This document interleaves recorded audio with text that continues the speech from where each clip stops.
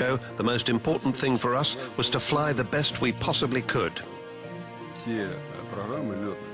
In Europe, they've been doing air shows for years. We didn't have any such experience. Once a year, we'd maybe fly at Soviet Aviation Day. We could do this, do that, some loops, some half loops, the odd half roll. But for this show, it had to be different.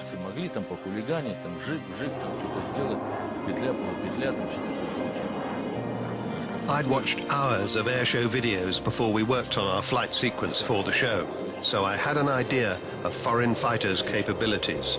We knew our main enemies. So we spent a lot of time and effort making our combat turns tighter than the F-16s. We arrived at Farnborough, made a couple of flights. Then we saw the F-16 flying. It took 20 seconds for it to make a combat turn. Well, that didn't impress us much. We knew we could do better, and we did it in 18. Next day, the F-16 caught up with us. We thought, what the hell, let's change some settings in the aircraft. And the next day, we were faster again.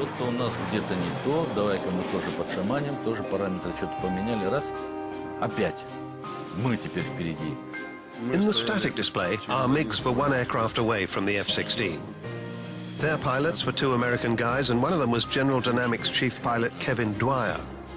I had a stopwatch to time the turns with. When Kevin taxied in, I showed him the watch, and I said, look, your time was 18 seconds. Now watch mine. And we did take less for our combat turn, about 16 seconds.